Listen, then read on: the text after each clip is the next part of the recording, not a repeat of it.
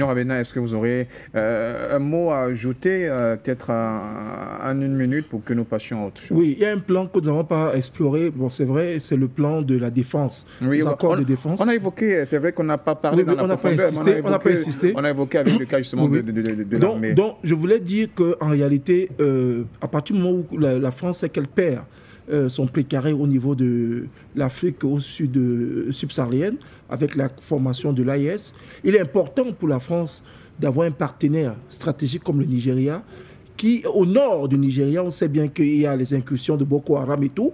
Donc, la France va venir maintenant leur proposer encore un partenariat militaire. Ça, c'est clair, puisque c'est même dans le rapport, le communiqué final de leur, voilà, de leur rencontre. Donc, ça veut dire que la France aura toujours une petite position en Afrique, dans cette zone-là, pour avoir le contrôle de ce qui se passe.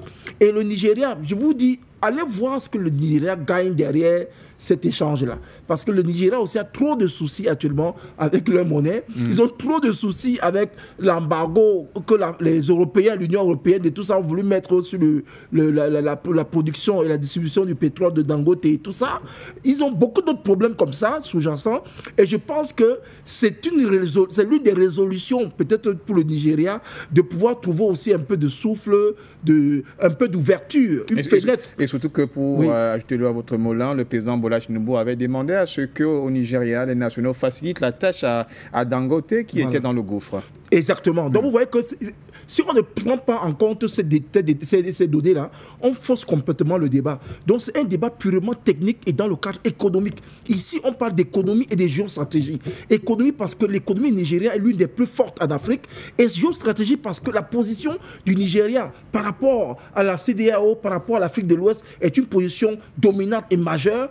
Et c'est aussi une ouverture vers le front de l'AES. Du coup, le Nigeria a tout pour permettre à la France d'avoir toujours une position géostratégique au niveau de cette zone de l'Afrique et pouvoir maintenir cette hégémonie-là qu'ils veulent. Parce que perdre tous ces partenaires-là, pour eux, c'est un aveu d'échec incroyable.